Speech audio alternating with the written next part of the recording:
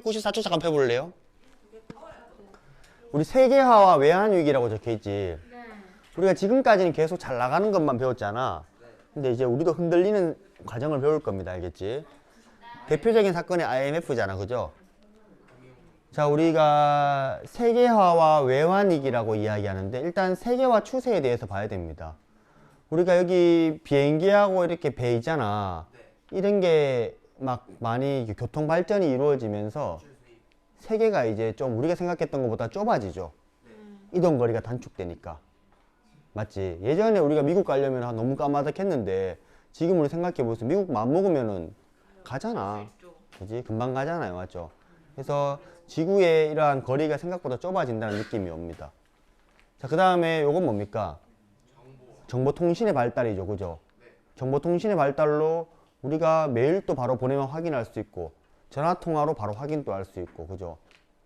맞지? 그래서 이렇게 뭐 시공간적으로 세계화가 이루어집니다. 그죠? 그 다음에 이 자유무역의 확산이라는 말 뭔지 알겠습니까? 자유무역. 관세 같은 거 이제 없애라는 거죠. 왜 너희는 우리나라 물건을 자유롭게 못 팔리게 세금을 비싸게 매기냐. 이러한 이야기가 되겠죠. 그래서 자유무역이 확산되면서 점점 세계와 세계 사이의 벽이 없어지는 느낌으로 가고 있습니다. 그 최초의 시작이 이 가트라는 건데요. 우리 관세 및 무역에 관한 일반 협정이라고 적혀 있습니다. 그래서 이 47년에 만들어진 거거든. 이때는 우리나라에 큰 타격이 없겠죠, 사실상. 우리나라는 뭐 이제 나라가 만들어졌으니까. 그지? 한국은 67년에 가입한다고 하지. 전두환, 박정희 시절 때 경제개발을 막 해나가면서 왔지.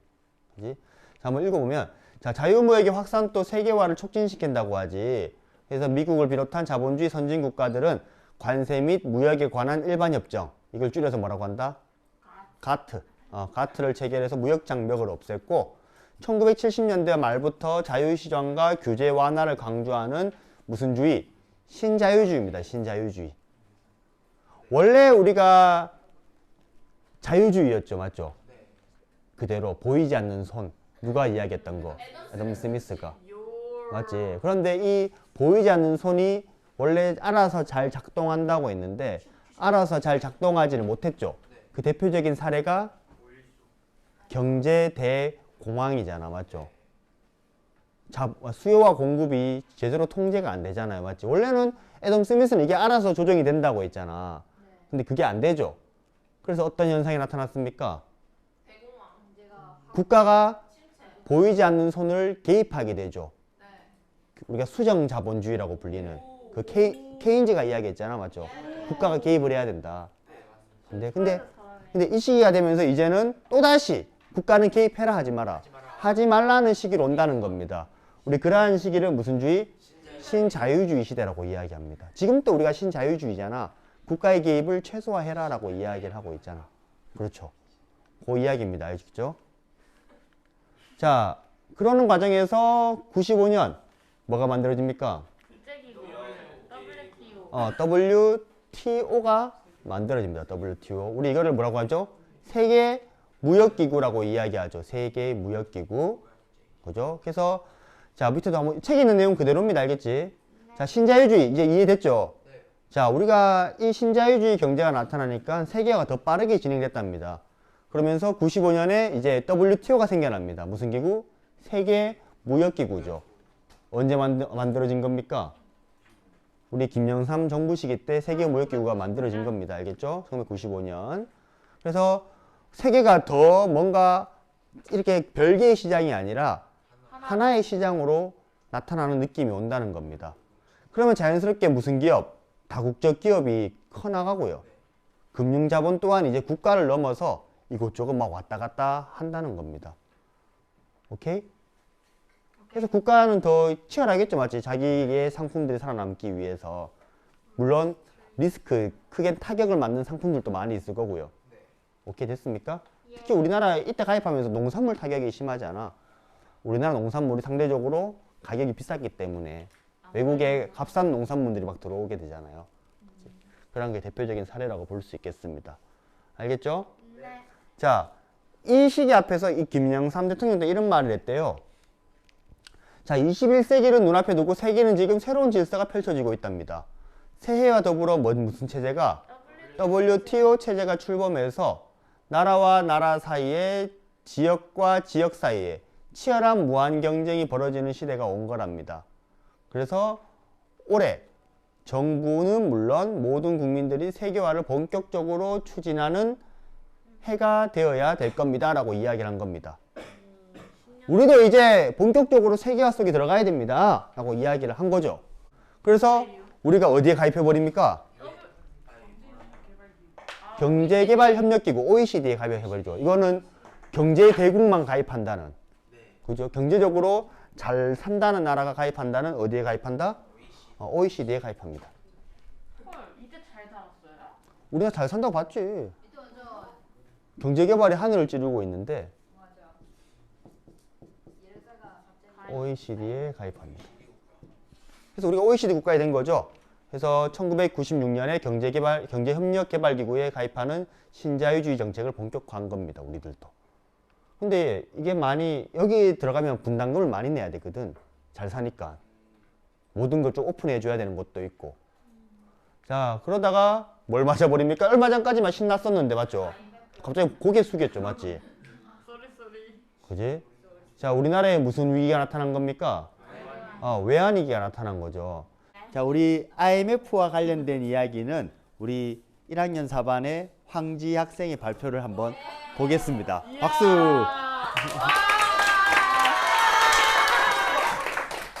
자, 첫 번째 일단 영상 문제는 다시 설명하도록 하겠습니다. 6.25 이후 가장 어려운 국난 내 시기라고 불리는 위기는 무엇인가요? 맞습니다. IMF 외환위기는 이제 주제 정답이자 이제 제가 발표할 때 주제이기도 한데요. 이걸 먼저 설명드리기 전에 전 세계적으로 일어났던 상황에 대해서 먼저 설명하도록 하겠습니다. 첫 번째, 전 세계적으로 산업혁명이 일어난 뒤에 자본, 상품, 지식의 이동이 자유로워졌는데요. 그 까닭으로는 첫 번째, 교통, 운송 기술이 발달되었습니다. 이런 식으로 기술이 발달하면 전 세계 시공간적 거래가 감소해 거리가 줄어들면서 이제 상품의 경제 또한 많이 활발해졌고요. 두 번째, 정보통신 기술의 발달을 위해 서로 전 세계가 정보 공유를 하면서 주식 경제 또한 많이 발달하게 되었습니다. 또한 자유무역이 확산되었는데요. 가트라는 이제 일반 협정이 있습니다. 자본주의 선진국들이 무역 장벽, 이러니까 이게 아직 발전되기 전 있었던 장벽을 해소하기 위해 맺은 이제 관세, 세금 같은 무역을 자유롭게 해주는 협정이 맺어졌고요. 두 번째, 신자유주의 정책이 생겼습니다. 1970년대 말 자유시장과 규제 완화를 완화하기 위해 완화를 강조하는 정책이 시행이 되었고요. 그다음에 WTO라는 세계 무역기구가 출범했습니다. WTO라는 자유무역기구가 출범되었습니다. 이건 1995년 출범한 국제기구인데요. 이제 무역 자유를 통하여 전 세계적 경제 발전을 목표로 한 기구가 출범되어 이제 자유무역이 전 세계적으로 확산이 되었습니다. 자, IMF의 발단을 제가 글로만 설명하려니까 너무 어려워서 이런 캐릭터를 이용해 설명하도록 하겠습니다. 자, 자유무역 IMF의 발단 전 이제 김현상 정부는 이제 아까 전에 말했던 신자유 정책을 우리나라에서도 펼치자라는 주장을 하는데요. 바로 우리도 선진국처럼 경제 발전을 해 우리도 중상국에서 선진국으로 발전을 하자는 정책을 내세워서 신자유 정책을 내세웁니다. 근데 이런 정책을 하니까 금융사는 생각을 하죠. 아, 그러면은 우리 기업들이 이제 돈이 필요할 거 아닌가? 그럼 내가 이제 외국 금융사에서 돈을 많이 그러니까 달러를 많이 가져와서 우리 기업에 투자를 해줄게. 돈을 내가 빌려와야겠다는 생각을 하게 됩니다. 그럼 이제 기업들은 이제 이 자유주의 정책에 맞춰서 자신의 상품을 개발하고 판매하기 위해 외화를 빌려서 기업에 투자를 하게 되죠. 근데 문제가 생깁니다. 이런 식으로 기업이 외화 빚을 내서 상품을 많이 만들고 판매를 하게 되는데, 자, 여기서 소비자들이 생각을 합니다.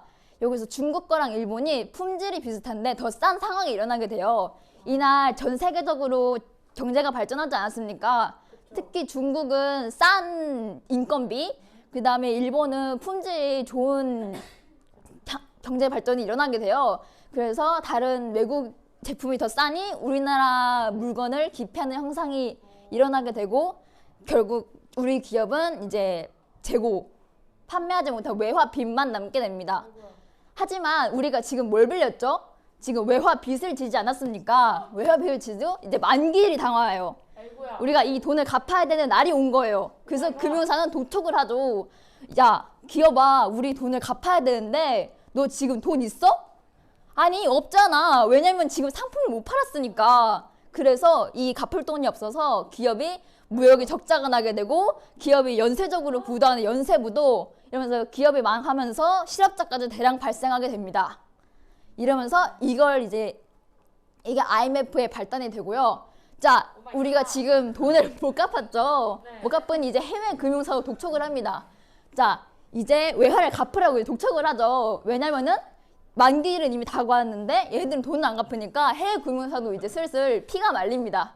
그리고 금융사는 이 사이에서 가장 피가 말리죠. 그래서 금융사가 이제 정부에게 헬프를 칩니다. 왜냐면은 이 달러를 기업이 못 갚으니 정부라도 나서서 갚아야 된다. 그래서 이제 정부가 외환 보유고에서 일단 달러를 먼저 빼내주게 됩니다. 그런데 이 사태가 계속 지세가 되죠. 이제 계속 지속이 되면서 해외 금융사가 신용도가 낮아지지 않았습니까? 보유고에서 달러가 빠져나가서. 그래서 투자금을 모두 회수하게 되면서 이 사태가 계속적으로 연쇄 부도까지 났다고 했죠. 이런 사태가 계속 지속되면서 외화 보유액이 거덜나는 상태가 발생합니다.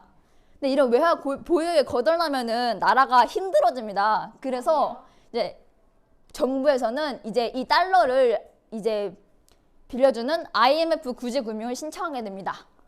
여기서 IMF란 자 인터내셔널 머니터리 펀드라는 세계 국제 통화 기금이라는 단어를 줄인 말이고요. 이거는 세계 무역 안전을 위해 1947년 설립된 국제 기구입니다. 그래서 이런 식으로 국제 금융을 공식 요청해서 200 이제 돈을 많이 빌렸고요. 이거는 이제 그리고 이런 돈을 갚아야 되지 않겠습니까? IMF에서 국제 통화 기금을 빌렸지만 이 돈도 언젠간 저희가 갚아야 하는 빚이지 않습니까? 그래서 이 빚을 갚기 위해 우리 정부는 이렇게 세 가지 노력을 합니다. 첫 번째, 대기업과 금융기관을 대상으로 구조 조정을 합니다. 기업들의 사업 구조를 개편해서 이제 사람들이 좀 더 IMF라는 우리 국가 재난 상황에 걸맞게 이제 사업을 운영할 수 있도록 외환위기를 효율적으로 대비할 수 있게 만들었고요. 자, 국민 생활기초보장법을 실시해서 이제 우리도 지금 현재도 실시하고 있지 않습니까? 가난한 이들한테 돈을 지원해주고 여러 가지 서비스를 해주는 생활이 어려운 국민에게 경제적 지원을 실시하게 됩니다. 그 다음에 근무기 운동을 실시하게 되는데요. 시민사회와 이제 언론이 즉각적으로 도와달라고 헬프를 치면서 근무로 부족한 외화를 확보하는 데 힘을 보탰습니다. 이러한 여러 가지 노력으로 저희는 결국 IMF 지원금을 예상보다 3년 빠르게 상환했습니다. 자, 그래서 저는 이제 근무기 운동에 대해서 설명할 건데요. 근무기 운동은 1997년 IMF 구제금을 요청 당시에 대한민국의 부채를 자, 국민들아, 우리들이도 나서서 돈을 갚자. 우리나라 우리가 살린다 라는 입장으로다가 이제 국민들이 자신이 직접 가지고 있던 금을 달러로 바꿔서 팔기 위해 기부한 운동이에요. 자, 이런 근무기 참여한 인구수는 약 351만 명인데요. 지금으로 따져도 아주 엄청난 비율인데 그때는 인구가 아마 4천만 명쯤은 되었었거든요. 그때도 비율 따지면 아주 엄청난 비율이죠. 그 다음에 이런 기부한 사람들이 모인 금의 달러 가치는 약 18억 달러거든요. 이거는 근무기 운동으로 약 이제 IMF 부채의 약 10%가 될 정도로 높은 비율이었습니다. 자, 그래서 이러한 근무기의 장점은 무엇이냐? 부족한 외화를 확보하는 데 효과적으로 도움이 되었는데요. 왜냐하면은 이 금을 국민이 직접 달러로 상환하면서 이제 기업들이 가지고 있던 빚을 우리들이 나눠 가지면서 부담이 덜어졌습니다. 그 다음에 한국의 공동체 의식같이 긍정적인 이미지를 외국에도 심어주는데요. 왜냐면 이게 우리가 직접 모은 거 아닙니까? 국민들이 힘을 모아서 기부한 것이기 때문에 사람들이 한국이 이렇게 결합이 잘 된다, 단결이 잘 된다 라는 이미지를 외국에 심어줬습니다. 단점이면 국수입국이던 우리나라가 수출국이 되면서 금값이 많이 떨어졌는데요. 왜냐면 우리나라가 금을 여러 수입했는데 갑자기 우리가 금을 팔기 시작하니까 전 세계적으로 금이 이제 수출이 많이 되면서 이제 그래프가 떨어지게 된 것이죠. 이러면서 금값도 하락해서 생각보다 원래 금값보다 낮은 가격에 가치가 떨어져서 금을 처분하게 됐습니다. 두 번째는 기업의 적자를 국민으로의 희생으로 포장하여 외환위기 책임을 국민에게 돌렸다는 비판이 있는데요. 이게 무슨 말이냐면은 이제 이거 기업이 자기가 행동을 잘못해서 이렇게 빈 짓인데 이걸 왜 국민이 갚냐? 이거는 정부의 횡포다! 라는 이런 입장이 비판 존재했습니다.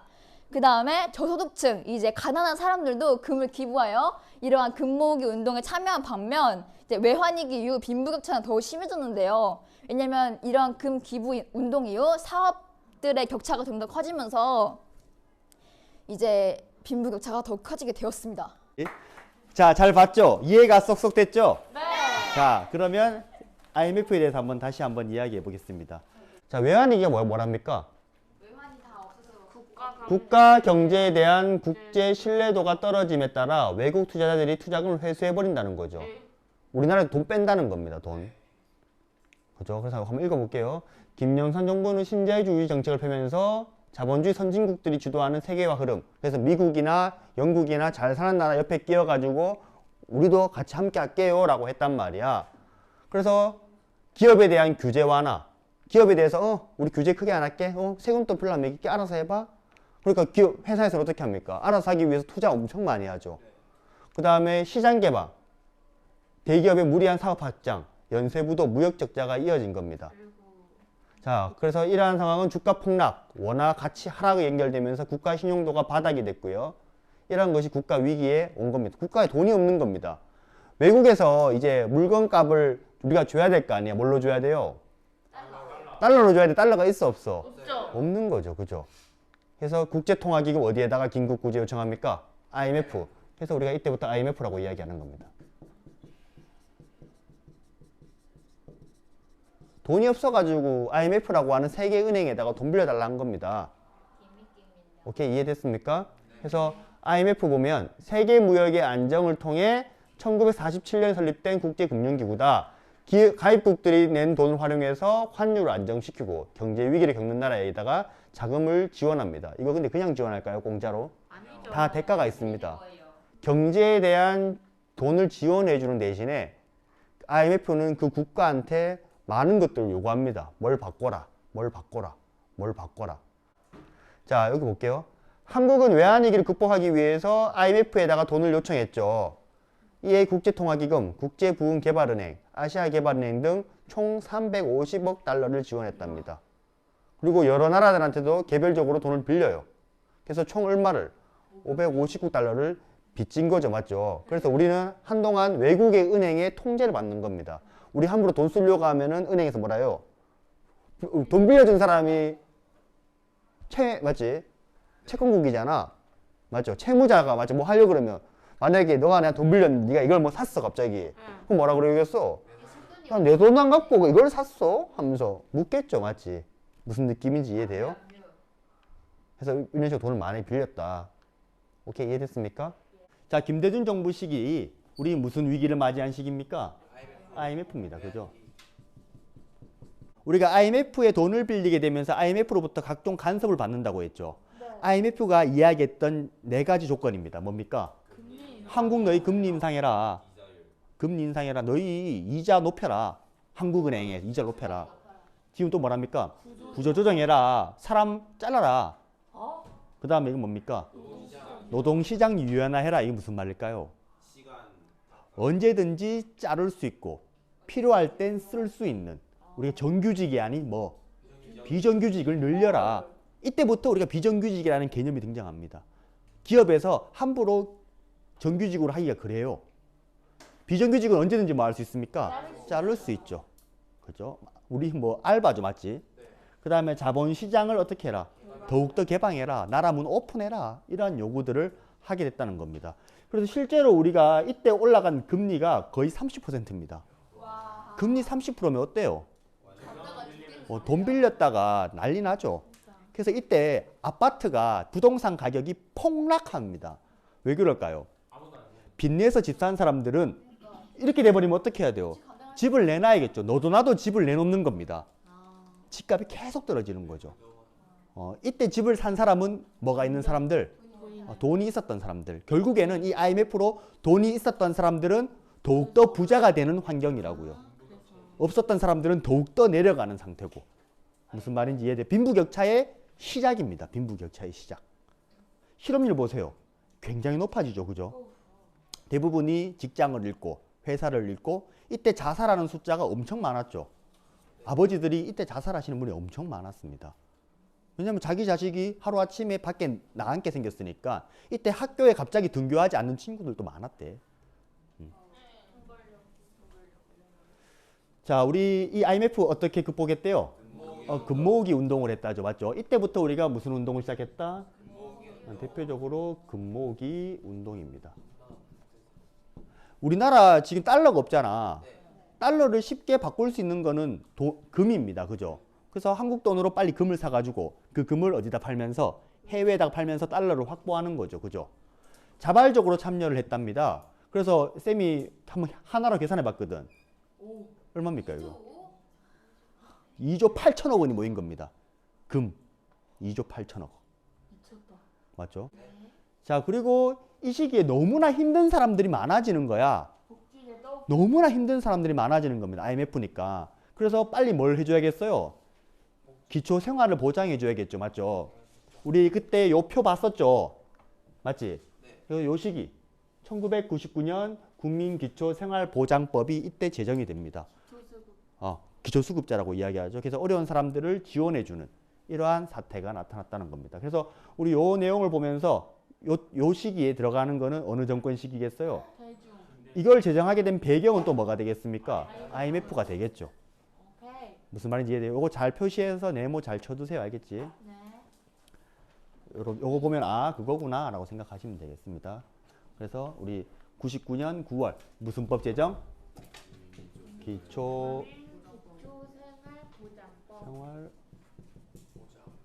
기초생활보장법이 제정되었다라는 사실을 좀 봐주세요. 알겠죠? 네.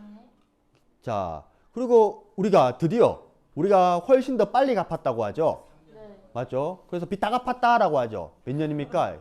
2001년 8월 23일. 2001년 8월 23일. 요때겠죠. 맞죠? 이때 우리 드디어 어디에서 극복한 겁니까? 외환위기를 극복한 거죠. 자, 우리 극복하는데 누구의 노력이 굉장히 컸다는 겁니까? 우리 국민들의 노력. 아까 전에 지도 이야기했지만 사고는 누가 쳐놓고 기업이 쳐놓고 수습은 우리 국민들이 했다는 거죠. 맞죠? 그죠? 자, 그런데 이 IMF로 인한 비록 외환위기는 극복했지만 그 여파가 아직까지도 있죠. 우리 쌤이 이거 뉴스 기사를 하나 가져와 봤거든. 자, 한번 읽어볼게요. 지난해 말 세계불평등연구소가 발표한 세계불평등 보고서에 따르면 한국의 소득 불평등은 더욱더 심해졌다. 상위 10%가 전체 소득의 절반을 가져가고 있대요. 46.5%를. 반면에 하위 50%는 전체 소득의 16%만 받는데요. 큰일 났네. 우리 지금 불평등이 엄청나게 심해지고 있는 겁니다. IMF 이후 때. 오케이? 그리고 우리 IMF 이후에 많은 회사들이 해외 회사로 넘어가기도 했었고 해외 회사들은 값싸게 우리나라의 기업들을 인수할 수 있었던 거죠. 무슨 말인지 이해돼요? 그리고 우리가 이야기했다가 비정규직이라는 개념이 생겨나고 고용이 불안정하고 언제든지 잘릴 수 있다는 불안감이 생기고 그런 것들이 다 IMF 때 비롯됐던 것들입니다. 알겠습니까? 예. 자, 그래서 이렇게 다국적 기업들이 막 생겨나요. 청양고추 우리 거잖아. 그렇죠. 근데 이거에 넘어갔었습니다. 외국한테. 외환위기 때. 그래서 우리가 이 몬산토라는 회사에 매각됐거든. 그래서 우리가 몬산토에다가 사용료를 지급하면서 청양고추의 매운맛을 보고 있답니다. 진짜요? 네. 청양고추 함부로 팔면 안 돼요. 여기다가 돈 띄줘야 됩니다. 우리나라 건데, 맞지? 어이없네. 그래서 1990년대 접어들면서 한국 경제는 반도체, 휴대전화, 자동차, 디지털 텔레비전 등 첨단 산업을 중심으로 성장을 했으나 외환위기 이후 부실 기업과 은행이 어디에 다국적 기업과 같은 외국자로 넘어가는 경우가 많았었다. IMF의 여파인 거죠. 애플. 알겠지? 우리 IMF만 안 겪었다면 더욱더 맞지? 성장했겠다. 성장했을 텐데. 자, 다국적 기업의 양면성입니다. 다국적 기업 들어봤죠? 맞죠? 다국적 기업 같은 경우에는 이렇게 이윤 창출이 목적이죠. 맞죠? 그렇죠. 맞죠? 그 나라의 경제 상황을 고려하지 않습니다. 그죠? 맞죠? 그래서 우리 IMF 때 이 외국의 기업들이 우리나라 은행에 진출해가지고 우리나라 외환은행이라는 게 있었거든. 이런 은행을 인수합니다. 그리고 이걸 또 다른 은행에 팔아가지고 2조 원, 우리 금모으기 운동에서 돈만큼의 차익을 남기고 한국을 떴대요. 급할 때 사서 올랐을 때 팔고 뜬 거죠. 그죠? 이 과정에서 근데 얘들이 팔고 떠나면 되는데 여기서 또 해고됐겠죠, 사람들. 퇴직 맞죠? 그래서 우리가 여러 번 우리 이거 퇴직자들 어떻게든 보상해라 이야기했는데도 결국에는 하지 못했다는 거죠. 그냥 먹튀죠, 맞죠? 먹튀. IMF 때 세계 다국적 기업의 먹튀가 많았습니다. 먹튀가. 자, 우리 세계 수출국 볼게요. 자, 우리 IMF 조기 상환 했었죠, 그죠? 그 이후 때 모습은 이제 우리가 FTA랑에 나옵니다. FTA 들어봤어요? FTA 자유무역 협정이죠. 영어 읽어볼래요? 어그리먼트 맞지? 자, 한국은 미국, 중국, 유럽연합과 같이 자유무역 협정을 체결합니다. 우리가 WTO라는 무역기구가 전 세계적으로 함께 자유무역을 하자라는 느낌이라면 FTA는 국가와 국가 간의 무역을 할 수 있는 겁니다. 아니면 국가와 단체 간의 무역. 그래서 그쪽 지역에 서로 무역 협정을 조절하는 거죠. 우리 미국과도 FTA 했고 가장 먼저 했던 건 칠레입니다. 우리 미국과 FTA 하면서 가장 큰 리스크가 농산물에 대한 리스크였죠. 외국 농산물이 너무나 싸다 보니까 우리 농산물이 큰 타격을 입는 그러한 경우도 있었고 대신에 그 반대로 다른 것들은 더 잘 팔려나갔죠. 맞지? 우리가 이익 보는 것도 있고 FTA는 양면성이 있어요. 이익을 보는 것도 있으면 손해보는 것도 있습니다. 당연히. 근데 거기에서 당사자끼리 잘 만나가지고 이야기를 하는 거죠. 그러면은 손해보는 거는 이제 국가가 어떻게든 해결해 줘야 되는 부분들이 있는 거죠. 이렇게 이해돼요? FTA를 체결하면서 세계 전반에 걸쳐서 시장 개방이 더욱 확대되었다. 근데 이 과정 속에서 우리나라는 더욱더 어떻게 더 잘 살게 되는 효과도 마련했습니다. 알겠지? 여기 FTA 체결한 국가들의 모습이 되겠습니다. 알겠습니까? 자, 우리나라 봐보세요. 48년에는 거의 막 꼴등이었는데, 그죠? 지금 막 엄청나게 올라가 있죠. 15년. 지금은 더 올라가 있죠. 그죠? 중국 1등이네. 수출 규모도 우리는 굉장히 올라가 있죠. 우리 인구나 땅덩이에 비해서 우리나라 대단한 거죠.